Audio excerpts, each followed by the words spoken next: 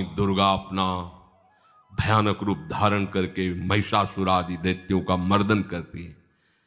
प्रभु है उस रूप में, दूसरा नहीं है। उनकी सामर्थ्य कितनी है? दुर्गा कोटि अमित अरिमर्दन। हरि की सामर्थ्य कैसी? अमित दुर्गाओं जैसी। 1 करोड़ अरब नहीं, अमित दुर्गाओं जैसी दुष्टों का मर्दन करने की सामर्थ्य। अमित था नहीं कि कितनी सामर्थ्य है। एक दुर्गा रूप में जब हरि प्रकाशित होते हैं तो त्रिभुवन में कोई सामने खड़ा होने वाला नहीं होता। मां भवानी जिस समय अपने स्वरूप में आती, किसी की ताकत नहीं है। ये शुंभ निशुंभ इतने बलवान दैत्य थे, त्रिभुवन में कोई इनका बाल बांका भी नहीं कर सकता था। स्मरण किया समस्त देवताओं ने तो भगवान से ही शक्ति का प्रादुर्भाव हुआ। इतना सुंदर रूप मां भगवती का। शुंभ निशुंभ के पार्षद घूमते रहते थे, उन्होंने देखा, जाके बताया कि आपके महल में जितनी सुंदरियां उसकी दासी बनने योग्य भी नहीं है, ऐसी सुंदरी का हमने दर्शन किया। बोले मेरा जाके परिचय बताओ। बोले ऐसा नहीं लगता कि आपके परिचय बताने से केवल आ जाएंगी। तो उनका अगर ऐसा नहीं तो केश कर्षण निर्धूता गौरवा मां गरिष्यति, उसके गौरव को धूल में मिलाते हुए बाल पकड़कर घसीट कर हमारे पास लाओ। मार्कंडेय पुराण। उनके पार्षद गए और बताया हमारे मालिक शुंभ निशुंभ है, उनका आदेश है कि आप महल में चलो और आदर सहित, अगर आप ऐसा ना करती हैं तो मैं आपका निरादर करते हुए बाल पकड़कर घसीटते हुए ले जाऊंगा। देवी जी ने मुस्कुरा दिया और कहा अपने मालिक से कह दो जाकर के कि हम उसी की आज्ञा पालन करती जो हम पर युद्ध में विजय प्राप्त कर ले। वो जाके बोले हाँ वो तो मतवाले, त्रिभुवन में कोई जोड़ ही नहीं था। आए और उद्दंडता पूर्वक वचन बोलने लगे। माता जी ने कहा बस तब तक बोल ले जब तक मैं मधु का पान कर रही हूं। बस ये पान करते ही तेरी जीवन लीला समाप्त हो जाएगी। ऐसा ही हुआ। जो ही पान करके सिंह पर सवार होकर गर्जना की, सारा का सारा अहंकार धूल दूषित हो गया, काट के फेंक दिया। ऐसी अनंत अमित दुर्गाओं जैसी सामर्थ्य हमारे प्रभु श्री हरि में, अमित दुर्गाओं जैसी, क्योंकि अनंत शक्तियों के स्वामी हैं। उनकी लीला में क्यों में हो? अरे वो जब करुणा करते हैं, अपनी महिमा से उतरते हैं, तो भक्त जब ऐसे कर देता है तो डरप जाते हैं। माधवदास बाबा ने कहा नहीं चलना तुम्हें ब्रज में, हम तुम्हारी कहां तक सेवा देखेंगे, तुम्हें बाल भोग राजभोग। बाबा जी हैं, कभी मिला कभी यहीं रहो। वो बाबा आपके बिना नहीं रह सकते। दोबारा बोल नहीं पाए जगन्नाथ। ये सुन करके हृदय बलिहार होता है। ओ ऐसे सामर्थ्यशाली प्रभु अपने भक्त के प्रेम प्रणय पर भी कितना डरते हैं। ये भक्त नाच पड़ता है। ये कुतर्क की, संशय की वृत्ति यहां प्रवेश नहीं करती। दुर्गा कोटि अमित अरिमर्दन। अमित गिनती नहीं, ऐसी अनंत दुर्गाओं जैसी शक्ति हमारे प्रभु में विराजमान है। शक्र कोटि सत सरिष विलासा।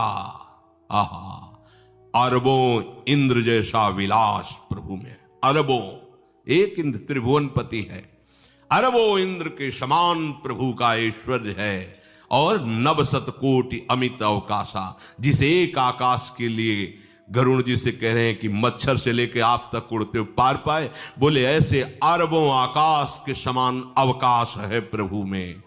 मरुत कोटि सत विपुल बल, रवि सत कोटि प्रकाश, शशि सत कोटि सुशीतल, समन सकल भव त्रास।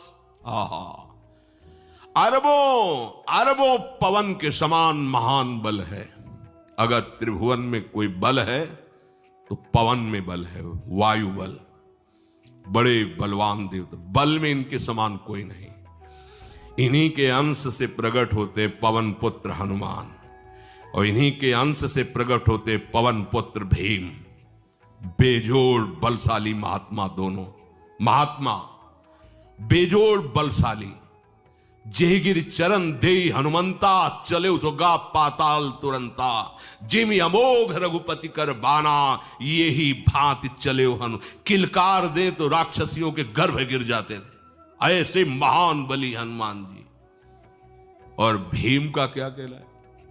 जब ये देव पुष्प उड़ करके आया और द्रौपदी जी को दिया गया, तो द्रौपदी जी ने कहा इसका जोड़ होना चाहिए, इस पुष्प का। सबसे कहा पर किसी ने नहीं सुना। भीम ने कहा कहीं भी मिलेगा मैं इससे लाएंगे। ऋषियों ने समझाया कि आगे मत बढ़ो, ये यक्षों की भूमि है, युद्ध हो जाएगा और तुम्हें तैयारी करनी है हस्तिनापुर के लिए, और तुम इधर, वो सब दिव्य हैं, पवन पुत्र हैं, किसकी मां ने अपने वेग को बढ़ाया। तो महाभारत में पढ़ के देख लो, इनके चलने के वेग से वृक्ष उखड़ उखड़ कर गिर रहे थे। ऐसे जब चल रहे थे तो चलने के वेग से वृक्ष उखड़ जाते थे भीम के। तो हनुमान जी ने सोचा किसी के समझाए तो समझेंगे नहीं, तो आगे पवन पुत्र ही बैठ गए, बूढ़े बानर का भेष लेकर, लंबी पूंछे से। मार्ग में मर्यादा है, किसी पशु को भी नहीं लांघना चाहिए। विवेकवान उपासक ऐसा नहीं कि कोई सो रहा है पशु भी आप उसे लांघ जाए, ऐसा नहीं है। जो विवेक है, जो मर्यादा है, वैसे किसी सोते हुए को लांघना नहीं चाहिए।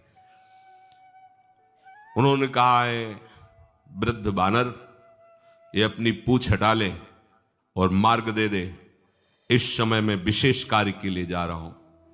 तो उनका जब कह ही दिया है वृद्ध, तो आप समझ ही रहे होगे कि वृद्ध में क्या ताकत होती। अब मेरी ताकत पूंछ हटाने की नहीं रह गई है, आपने तो वृद्ध ही कह दिया है, तो आप समझ रहे हो ना, आप पूंछ हटा लीजिए। कहा हमारी आज्ञा की अवहेलना करे, ऐसे उठी नहीं, दोनों हाथ लगाया, नहीं उठी, पूरी ताकत लगा दी। पवन पुत्र भीम की पूरी ताकत लग गई, पूंछ जरा से भी नहीं। हाथ जोड़ के खड़े बोले हम समझ गए हमारे बड़े भ्राता आप हनुमान जी हैं, क्योंकि ऐसा कोई बानर सृष्टि में पैदा नहीं हुआ कि मैं उसकी पूंछ ला हिला सकूं। मैं समझ गया। तो मुस्कुराए और बैठ के बोले हमारी आज्ञा मानो, इस मार्ग में मत जाओ, ये देव मार्ग है, ऐसे ऐसे सिद्ध हैं कि आपका अपराध बन जाएगा, आप शाप से युक्त हो जाएंगे, इसलिए मैं आपको मना। बोले प्रभु जब आप कृपा करके आए हो तो हमें वो रूप दिखा दो जो लंका में आपने रूप दिखाया। बोले मत उस बात की चर्चा करो, रहने दो। बोले प्रभु एक बार देखना चाहता हूं कि मेरा बड़ा भाई कितना बलवान है। हनुमान जी ने कहा फिर देख लो। कनक भूधराकार शरीरा, समर भयंकर अति बल। कांप गए भीम जी, हाथ जोड़ बोले भैया नीचे। स्वर्णिम कांति, वो भयानक उनका रुद्र रूप, कांप गए भीम, कांप गए। वायु में अगर बल में देखा जाए तो सबसे ज्यादा वायु बलवान है।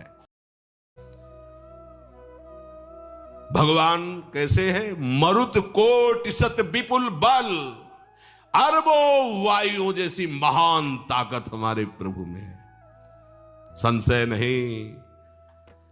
वो अगर छोटी सी कार्य के लिए सहयोग लेते हैं, ए उठवा दो, ऐसा करो, भक्तों के साथ वो विनोद करते, लीला करते हैं, नहीं उनमें बल कितना है। ऐसे पवन पुत्र हनुमान जिनके चरणों को ऐसे गोद में लिए रहते हैं। एक उपनिषद में चरित्र आता है कि असुरों पर विजय प्राप्त करने के कारण देवताओं को गर्व हो गया और सभा में नृत्य गान चल रहा था।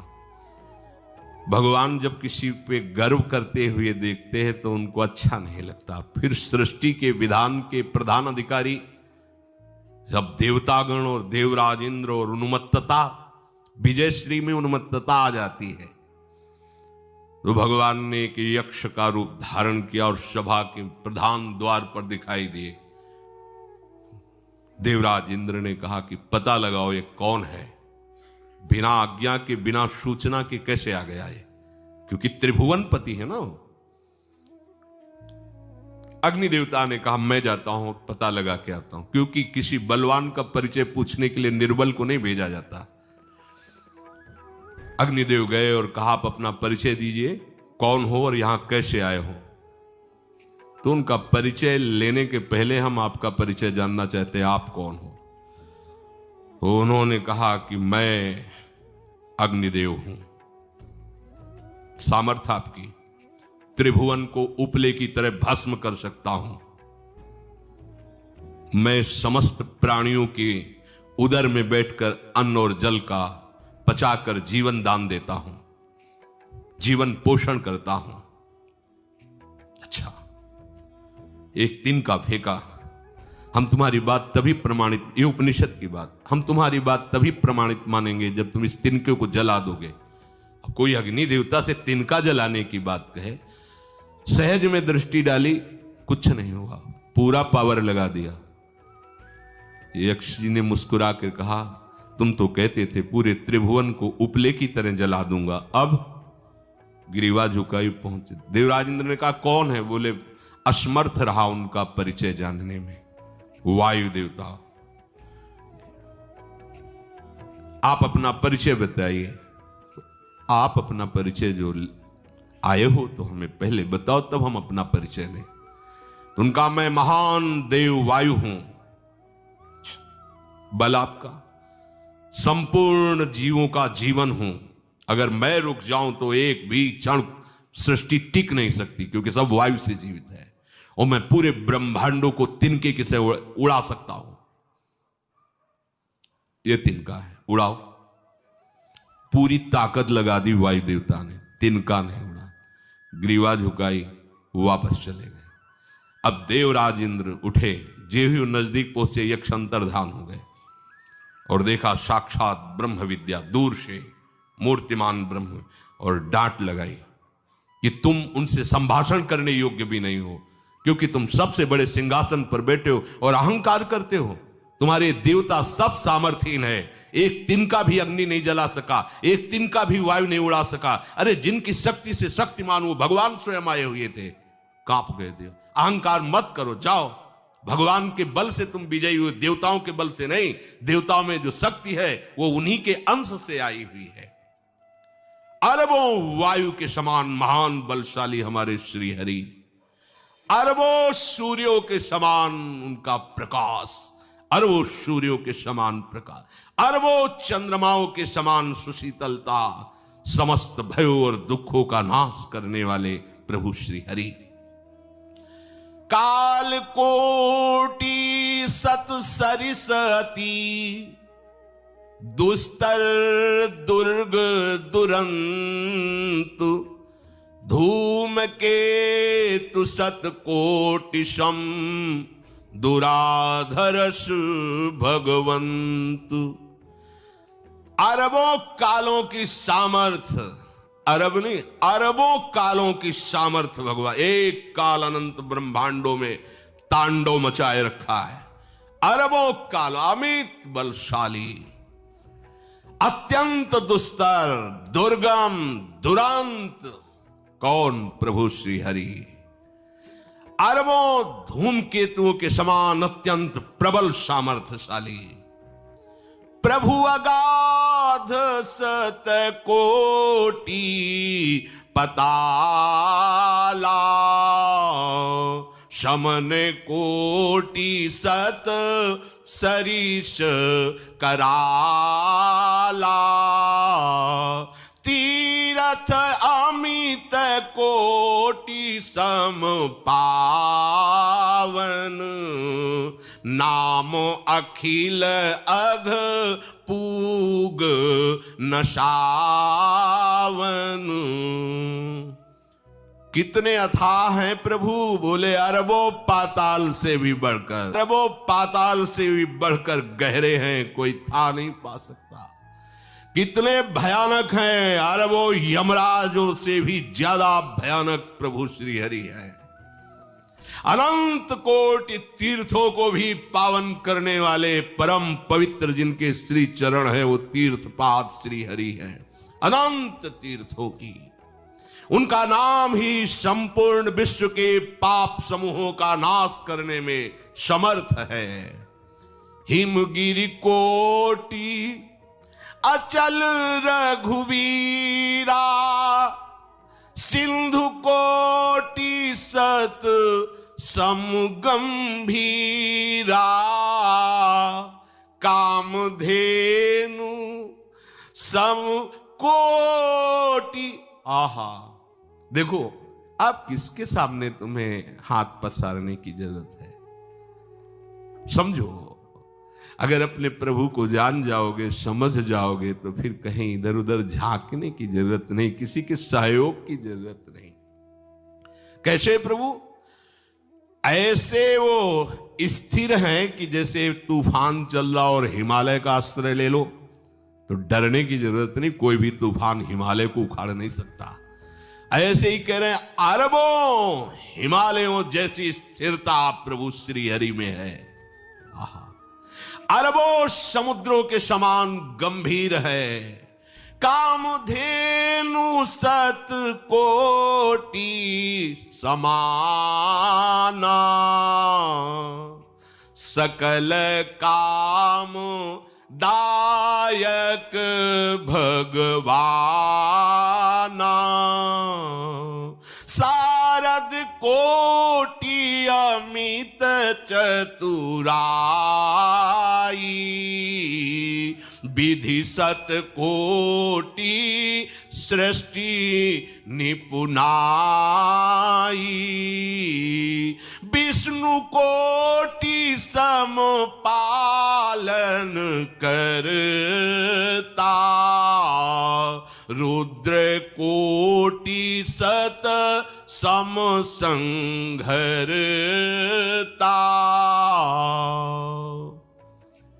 अरबों कामधेनुओं के समान प्रभु श्री हरि हैं। एक कामधेनु मिल जाए तो निहाल हो जाए, है हमारे श्री हरि कैसे? अरबों कामधेनुओं के समान है। इच्छित कामनाओं की पूर्ति कर दे उसे कामधेनु कहते हैं। प्रभु में कितनी चतुरता है! अनंत कोटि सरस्वतियों की एक सरस्वती ब्रह्मांडों का संचालन करती है, बुद्धि के अधिष्ठात्र देवी हैं। और यहां क्या, हमारे श्री हरि अनंत कोटि सरस्वतियों की चतुराई समाई हुई है। अरबों ब्रह्माओं के समान सृष्टि रचने में समर्थ। एक ब्रह्मा प्रकट कर दिया, ये वैभव प्रकट हो गया। अरबों ब्रह्माओं जैसी सामर्थ सृष्टि रचना की प्रभु में है। आहा, और अरबों विष्णुओं के समान पालन करने की सामर्थ प्रभु में है। अरबों शंकर के समान संहार करने की सामर्थ्य प्रभु में है। धनद कोटि सत सम धन वाना, माया कोटि प्रपंच निधाना, भार धरन सत कोटि अहिसा, निरवधि निरूपम प्रभु जगदीसा। अरबों कुबेरों के समान धनवान है। अरबों मायाओं के समान सृष्टि करने में सामर्थ्यशाली है। अरबों शेष भगवान के समान अनंत भार उठाने में समर्थ है। जगदीश्वर प्रभु श्री हरि की कोई उपमा, कोई सीमा नहीं है। ये उपमा रहित और सीमा रहित है। निरुपम न उपमा आन राम समान, राम निगम कहे, जिम कोटि सत खद्योत समु, रवि कहत अति लघुताल है। यही भांति निज निज मति विलास, मुनीस हरि बखा नहीं। प्रभु भाव गाहक अति कृपालु, सप्रेम सुनि सुख मानहि। प्रभु भाव गाहक अति कृपालु, सप्रेम सुनि सुख मानहि। प्रभु श्री हरि उपमा रहित हैं। उनकी कोई अनंत ब्रह्मांडों में किसी से उपमा नहीं दी जा सकती। प्रभु के समान केवल प्रभु हैं, ऐसा वेद कहते हैं। अरबों जुगुनियों के समान यदि सूर्य को कहा जाए तो सूर्य का अपमान होता है, सम्मान नहीं। ऐसे ही जो अभी तक वर्णन किया गया उसको समझो। अरबों जुगनुओं के समान यदि सूर्य को कहा जाए तो सूर्य की प्रशंसा नहीं, एक तरह से अवहेलना है। आहा, इसी प्रकार अपनी बुद्धि के विकास के अनुसार मुनीश्वर, अपनी बुद्धि के विकास और प्रकाश के अनुसार मुनीश्वर प्रभु का वर्णन करते हैं। गुण महिमा नाम बल पर थाह कोई नहीं पाओ, आज तक कोई थाह नहीं। ऐसे प्रभु की लीला में कोई कुतर्क, कोई संशय, अब वो क्या बुद्धि है उसका